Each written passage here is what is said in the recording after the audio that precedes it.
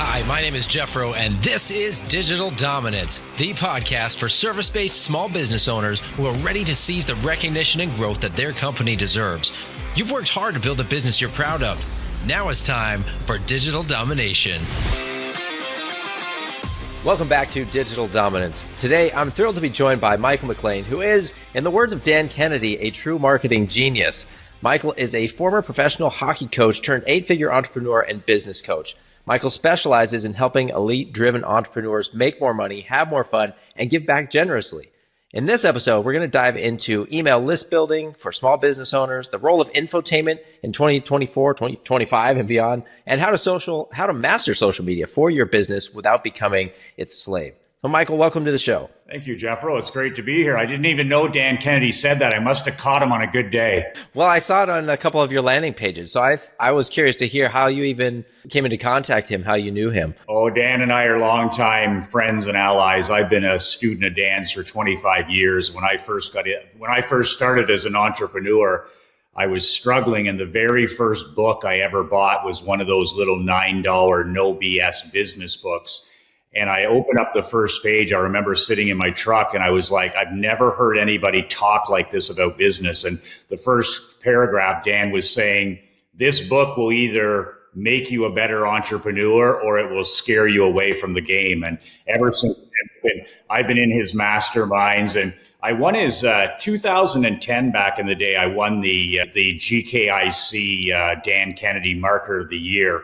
And that was an apprentice style setup at the Super Conference. So that was quite an experience too, because we got to the final three in Dallas, and then they pulled us up on the stage and said, listen, for the next 4 days when the Super Conference is on, you're going to be given a task, which is apprentice style, which we did for the next 4 days. And I was fortunate enough to win that. But that was just when Facebook was brand new. That's when SEO was, relatively new. And we had to jump into all of those areas, and it was an incredible, incredible experience. Yeah, that's awesome. So I'm curious also about your story a little bit. I know you did hockey and you coached. So what made you want to get into entrepreneurship? Was that a conscious choice or just kind of something that you fell into what happened there? Well, I fell out of the hockey business. I was on the way to coaching at the highest level, the National Hockey League. When I was in college, I actually was coaching full time. I would barely attend any classes, and I was getting a marketing degree. But when I was in college, when I graduated from college, I was well on my way to coaching in the NHL. I got fired from my second pro job 3 years in, and I came home after I was fired, and my dad was an entrepreneur for 45 years in the insurance business, and I was just about to apply for the next job. And my dad sat me down. My grandfather ran a general store for 45 years. My dad was an entrepreneur to age 85. He worked till he was 85. And he sat me down at the kitchen table and he said, Michael, I know you love sports. He said, but down the road, when you're married and you have a family, is this the way you want to make your money? And that was the first time I'd ever thought like that, because I was a single guy. He said, how many cities have you lived in the last 4 years? I said, I've lived in 4 cities. He goes, exactly. You've moved 4 times. He said, when you're married and you have children, he said, your wife and kids are going to be at 10 different schools. You're going to be fired. You're going to be hired. Do you want this to be the main thing you do? Because he said, you can buy your own amateur team and do this on the side as a hobby. So he said, why don't you join me in the insurance business? He said, for 1 year, that's all you have to do is give me 1 year. And I was thinking, insurance business? I mean, this is stale, dull, and boring. I want to be in the hockey business. And he said, give me a year. He said, I know you have the dreamer's disease. I had my own window cleaning business when I was 12. I've been doing this stuff for a long time. He says, I think you'll enjoy it. So a year later, I went into my dad's office and I said, I would like to buy the family business. 17 years later, I sold it a few years ago, and the rest is history. And I've run and owned my own hockey franchises on the side. So the best of both worlds. So to answer your question, I made a lifestyle decision. That's awesome. Well, and I imagine there's lots of lessons you've brought over from your hockey coaching days into your business coaching too. I never adjusted to the insurance business. I never adjusted to the barbershop business, which I was in, and I've never adjusted to the consulting business. What I learned in sport, I brought all of it over. The way I built my team, right down to Jethro, the way I redesigned our office was a locker room. I'm big into the Tony Robbins motivation. I believe in all that stuff.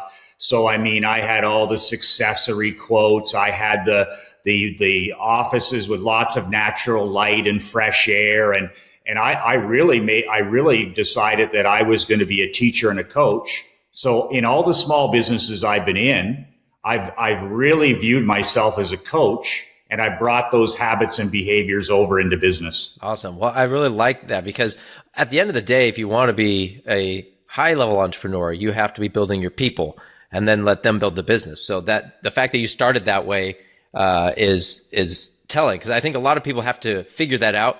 You know, they try to do it themselves and then slowly let go of stuff. But like, no, it sounds like you started the right way by building up other people and giving them what they need to be successful. Well, in sport, especially pro hockey, if you don't win, you're fired. So I was in the winning business all the time. And I found out after a while that I wasn't the next Pat Riley. I wasn't the next, Bill Belichick. I needed the best people. And I learned that in the hockey business, and that's why I was successful. So I realized that in business, if I want to win in the insurance business or I want to win in the window washing business, I need the best people. So I've never taken my recruiting hat off. Like when I go to Dunkin' Donuts in the morning every day of my life, it's so interesting. I'm always looking for the next superstar. Every business, as you know, Jethro, has a superstar. People whine and complain about there's nobody out there. I don't use the online stuff. I'm a small business guy. I'm always looking for the next star, whether it's a bartender, whether it's a guy, washing a car, whether it's a guy cutting grass. Every business has a superstar. And I'm like a Nick Saban. I'm always recruiting. And I hand out my business card to these people, even though I'm not hiring. And I always say to them, I'm very impressed by the job you do. And if you ever want a career change, give me a call. I'm 100% for every business card. Within 30 days, 60 days, sometimes a year, this person will reach out and say, Michael, I'm looking for a change. And boom, you got a tremendous person on your hands. Yeah, well, skills can be taught, right? But that attitude and that drive, that's something that you really want that's going to last long term, regardless of what industry you're in. The best people that I've ever recruited grew up in a small business. They're children who grew up in a small business. It's just a different mentality, I think. And it makes a big difference when you see how they do the work. All right. I did promise that we'd talk about building an email list. So I think we can shift over to that, because this is related to cutting through the BS, focusing on strategies that work. And this is really a foundational element for any entrepreneur. So can you talk about why building an email list is so important? Well, first, in full disclosure, I am a technology caveman on purpose. Like I'm a tech dinosaur on purpose. But I have understood for the last 20 years as a small business owner that email is the honey that brings in the money, as the great Matt Fury would say. It's the eighth wonder of the world. So I don't get into all this social media. I don't try to be the best at all these different things. Any business, Jethro, that I've been involved in, so window washing, the insurance business, the barbershop business, the hockey business, and consulting, all of those 5 businesses, the number one thing I did, as soon as I entered that business, I started building an email list from zero, from absolutely zero. My window washing company, when I was a kid, right up to the insurance business, I started at zero. And in the insurance business, I built my email list from 0 to 62,000. In the barbershop business, I built it from about 0 to 4,000. And the same in this business here, our email list is in the hundreds of thousands, but I started with 0. And every day I'd add 1 or 2 people to my list. And then I started sending out an email once a week. And then I got a bit of confidence up twice a week. All personality stuff, happy Thanksgiving, Merry Christmas, are you watching the Super Bowl, Happy Easter, that kind of stuff.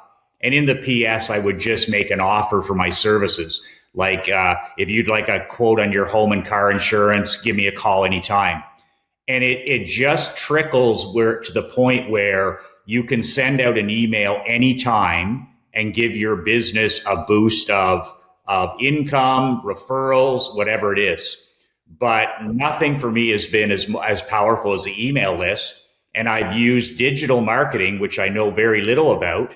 I use YouTube and my videos to build my email list. So it's digital onto my list and then the relationship from there. So realistically, how long does it take to start building up that list? If you're starting from zero in a new industry, what can someone expect? Well, I was a one-person operation, then a 2-person operation, then a 3-person operation. So I literally started by just asking customers and clients, what's your email list, so that I could communicate with them. And I would say, I'm also going to put you on my email newsletter list. 99% of people are like, great. So I would start with 5 people, then 10 people. The tipping point for me was when I got over 100 and then into the 200. But it was amazing with the window washing. Like I had a window washing list. I built it up to 75 people, then 100. And when I would send out an email, 15 business owners on the main street would say, Michael, do you mind washing my windows this week? And then that would generate a couple $100 more for me. In the insurance business, we would ask every person that phoned. We would ask every person that walked through the door, what's their email? And they would say, some people would say, why? And we'd say, well, we want to better communicate with you. Plus, Michael gives away things during the year and it's part of our email newsletter. So we would start capturing 5, 10, 15 emails a day. And over 10 years, we got to over 62,000. And it's like email is also a media that people are used to buying on. I found that you own the list too, as you know. Like I didn't own our Facebook page. I don't own my YouTube following, but you do own your email list, which is really, really big. So when I sold my insurance agency in 2017, I had a multi-million-dollar sale, but I said to the guys who were buying it, I said, by the way, would you be interested in buying my email list? And these guys being corporate guys, I don't even know what that is. And I said, it doesn't come as part of this, but I would like to sell it, or I'm going to sell it to somebody else. And they said, how much would you want for your email list? And I said, I want $500,000. I said, when I send out an email, it's worth $5,000, $10,000, whatever. They wrote me a check for $500,000 in addition to the sale for that email list. It started at zero. And that's the power of a small business owner building an email list. And now in the consulting business, which I'm in now, we started with nobody 4 years ago, and we build our email list. On average, we add about 11 people a day, and it just gradually trickles. And we've done that by daily videos on YouTube. Nice. So it's just making an intentional effort to every day, everybody you interact with or talk to or bring on board, get them on the list as much as possible. That makes a lot of sense. Because I think some people are looking for some like big home run. Like if I do this one campaign, I'm going to get thousands of people. But obviously, if you just get the singles over and over and over, then that's going to add up over time. And I tell my students now, play your game. And you see this all the time in small business. My game, the only 2 things I'm good at in this world are shooting videos and writing emails. That comes easy to me. I'm not a Twitter guy. I'm not a Facebook guy. I'm not a manager of people. I do a couple things that I enjoy. So those are the only 2 things that I'm violently consistent with every day. And when you compound those over years, I mean, every day I write an email and I shoot a video. So that's like an hour of my time. But I tell my students, video isn't most people's games. But when it comes to building email, like that's my game. I didn't want to try and learn Snap, this and that. I said, okay, I'm going to use one platform, which for me was YouTube. And then I'm going to build it into my own program, which is email. And that's all I stick to. Whenever I get myself, I'm over here with the shiny object, or I'm over here with the shiny object, my wife always says, back to blocking and tackling. Get back to what you enjoy and what you're good at. So no, I just do 1 or 2 things. And as a small business owner, that's all the time I have. That makes sense. Can you talk a little bit about the content that goes into those emails and videos? I know you talk about infotainment and why that's important. So is that kind of what you're how you approach this and deciding what to talk about? Well, we don't live in the information age. We live in the infotainment age. So like Dan Kennedy told me, he said, it's better to be different than it is to be better. So I've always thought that way. So, I'll shoot a daily video. When I was in the barbershop business, I would shoot a couple videos a week for emails. And it was about, the latest haircuts, the latest products. We would talk about local charities we were supporting at Christmas, at Thanksgiving. We would support the food bank, the animal shelter. So these were very entertaining videos. They were rarely about haircuts. And then at the end, I would mention beer and a haircut and a shave, for $45 or whatever. But I was building relationships. When I got in the insurance business, I'm like, okay, this is the dullest business in the world. How can I make this entertaining? Well, I almost never talked about insurance. My videos, again, were about family. They were about what was happening in the community. Sometimes I talked about sports. Sometimes I talked about, the Super Bowl, Christmas, the food drive. And we would send these out once a week. Now that I'm in the coaching business and I work with men, 45 plus that are entrepreneurs and small business owners, I talk about the challenges that we all have as small business owners. I talk about building an email list. I talk about marketing. I talk about life balance, being married, having kids, and being an entrepreneur, that kind of stuff. So I always ask myself, what do I need to hear? And then I share that. But the more personality driven, the better. If I talk about a topic and it's very, university, college, I don't get a very good response. If I talk about what's happening in my life, my struggles, my wins, my losses, that's always been better received. But as a small business owner, talking to small business owners, I often just share my frustrations and how it's important to be violently consistent every day with one or two things. Yeah, it's almost like a one-to-many pen pal relationship where you're just sharing what's going on, and then you piggyback off of that. Like, by the way, if you want a haircut, by the way, if you need insurance or website or whatever it is.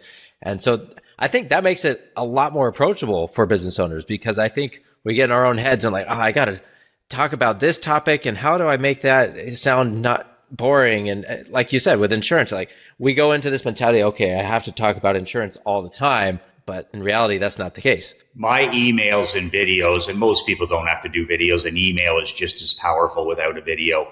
I always wake up and I use these recipe cards, these white 4x5 recipe cards, and whatever is on my mind that day, whether it's sports, marketing, politics, news, whatever entertainment, my wife and I maybe watched a great documentary. That's what I write about that day or the next day. I take the old enter the conversation that's already in their mind. And like Gary Vee says, you don't have to invent anything. When I was in the insurance business, I wasn't inventing ideas. If it was Christmas time, I talked about Christmas time. If it was Super Bowl time, I talked about Super Bowl time. If there was something happening, a great movie out, I might talk about that. So I was piggybacking on entertainment and celebrity. And once again, those are your best emails, because what are people thinking about? And then add on to that your own little part. But I do it as simple as that. What am I thinking about today? What's on the mind of the small business owner? And then I throw in my 2 cents. Yeah, I like that. So what about the cadence? We touched on this briefly. You only spend an hour a day. That seems manageable for most small business owners. But you still get people who say, I don't even have that much time because I'm putting out fires, or maybe I'm not the right person. Can they have someone on the team do it? Or what is a way to make it happen instead of just constantly putting off, I'll start doing it next month or whatever? Well, my small business owners and entrepreneurs I work with, they don't have a time problem. They have a focus problem. So the first thing we do is correct the focus thing. They don't go to bed at the right time and they get up tired. So with my guys, I'm like, listen, here's the principle. Number one principle as a small business owner. The first hour of the day belongs to the two most important people in your life, you and the person you're becoming. So I started this 25 years ago when I was literally fighting alligators every day. I started going to bed at 10 p.m. instead of 11, and I got up 1 hour earlier, and that was 6 o'clock. And from 6 o'clock, I'd literally set an old school timer on the oven, and I would sit down and I would do something that brought me money for 1 hour. That hour belonged to me. The rest of the hours could be belong to the alligators and the time vampires. But I'd sit in my apartment and I'd write one email or one subject line, or I would just think about, I called it Operation Money Suck, like the great Gary Halbert. It was the hour for generating things. And then after that hour, I would go for a walk, have a shower, put on my uniform and go to work. But the first hour of the day has belonged to me for the last 30 years. And that's been the single greatest thing to making things happen. And sometimes during that hour, I might write an entire email. Sometimes I might write just a subject line, but that stacks up over time. But as a small business owner, you can't be a people pleaser for 24 hours a day, because there'll be nothing left to pour in the jug when you're done. The first hour of the day belongs to you and the person you're becoming. And some of my guys, Jezreel, they take the time. That hour is walking and thinking. Some of them, it's going to the gym and thinking. Other guys, it's sitting at a laptop. But all that stuff is all money generated. They're thinking about the next idea. But if you don't own the first hour of your day, nothing's going to change. And for me, the biggest thing there was getting my ass to bed at 10 o'clock. I used to sit up and scroll and do all this stuff, garbage stuff, and I complained, I don't have any time. The reality was I didn't have the right focus. So in bed at 10, up an hour earlier when the world is still, quiet, get my work done. And by the way, I didn't start at 1 hour. I started at 10 minutes. And then I got to first 15 minutes of the day, then the first half hour, and now I built it up to 1 hour.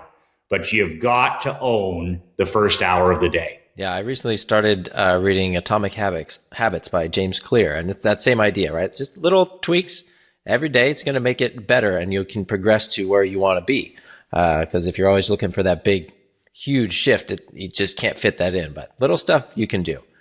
One more question before we wrap up here. I know there's all these experts that talk about having a social media strategy and everything, but it sounds like you don't even recommend mapping things out that far in advance. It's just kind of whatever is on your mind that day. That's what you're writing about, and that seems to work for you. And I'm a tree killer. Like I kill a lot of trees.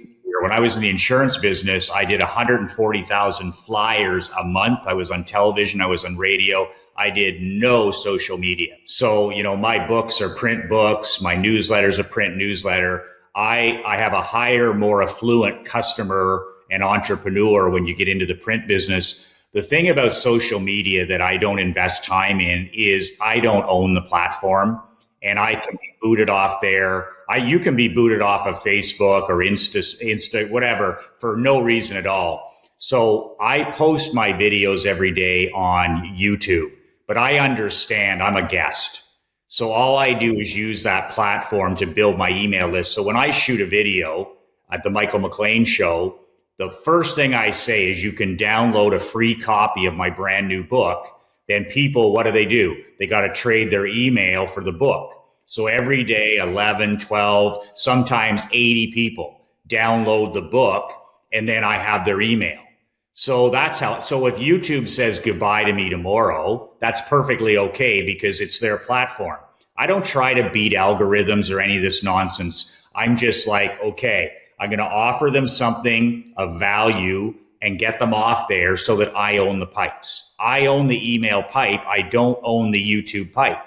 And as a small business owner, I never wanted to do 5 things. I can't do it. I need to do one thing. So I decided email was going to be my one thing. And then my business partner said, Michael, well, I think YouTube is where you find the best students, the best readers, the best people that, are going to be the best students. And he's right. So it's not that I don't like Twitter or I don't like Facebook. It's not that. It's just I just can only do one thing. And that's what I've decided to do. Now, if a person doesn't want to do video, you can build a simple email list by asking every person that comes in your business or visits your website, what's your email? And literally at the end of the year, don't be surprised if you have 500 to 1,000 people on your email list. And when you get over 200 people on your list, that's when the magic starts to happen. Yeah. Well, thank you for going through that. And thank you for joining me today. It's refreshing when people get straight to the point and cut through all the fluff. It's everywhere out there. So The direct approach and simplifying this is really appreciated. And I think people, when they hear you talk this way, they might recognize how much stuff they've been like shiny objects everywhere and like, I got to do this and that. And like, it doesn't have to be that complicated. We do it to ourselves. So guys, if you're listening and you want to hear more from Michael about getting yourself unstuck and focused on the things that matter, he mentioned his free book. You can read that in one sitting and you can get it at brassballsvideos.com. Last question for you, Michael. What is one practical tip that listeners can apply today to start making their business more fun, profitable, and impactful? Vitamin N, which is no. I have been a small business owner for 30 years in every industry that I talked about, the hockey business, the barbershop business, insurance, coaching, consulting. I started to have fun. I started to make an impact, and I started to finally make a little bit of money when vitamin N was part of my day. I decided I was no longer going to be a people pleaser. I wasn't going to be liked. I wanted to be effective and I wanted to be respected, but also I wanted to reward the people that appreciated what we were doing in business. And I got rid of all the time vampires. I got rid of all the energy vampires. I got rid of all the clients that were unprofitable, that disrespected and treated our staff poorly. And I got rid of all the time wasters in my life. And now that I've done that, every opportunity I have as a small business owner, I stop myself, Jethro, and say, does this fit my mission? Is this going to improve my business and my marriage and my life? And if the answer isn't hell yeah, it's hell no. And it's no different than a podcast like this, or if a person invites me to go play golf, or I'm like, you know what? The podcast is part of my mission. I want to help 1 million men. So it's a hell yes.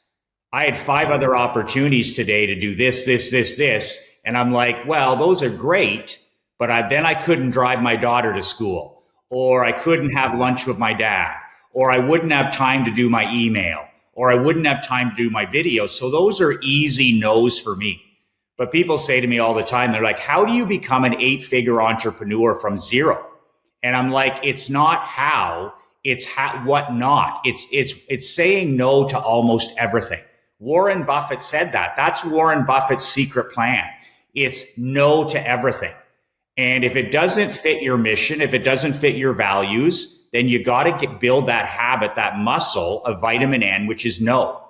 And people will come to me with investment opportunities. Michael, you should buy this hockey team. You should buy this apartment building. And I get excited as an entrepreneur, like everybody on this call. And then I settle myself down and I'm like, it doesn't fit. It doesn't fit. And like Buffett says, if you say yes to something as a small business owner, you're saying no to something that matters. So I refuse. I'm like, I'd love to, but vitamin N, it's a hard no. And people, by the way, appreciate that type of candor. I know people are like, I don't want to say no. I'm like, I say no. And most people are like, well, thank you for letting me know. If it doesn't fit, it doesn't fit. Well, that's a great reminder, guys. And thank you again for being here, Michael. Thanks to all of you guys for listening. I hope you guys were taking notes, because now it's time to go take action. Make some of these changes that we're talking about. And we'll see you back here next time for the next episode of Digital Dominance. Thanks again. Thanks for tuning in to the Digital Dominance Podcast. This show is brought to you by FroBro.com. If you are a B2B service provider and you're ready to transform your website into a high-converting, lead-generating sales tool, go to FroBro.com/revive to learn more.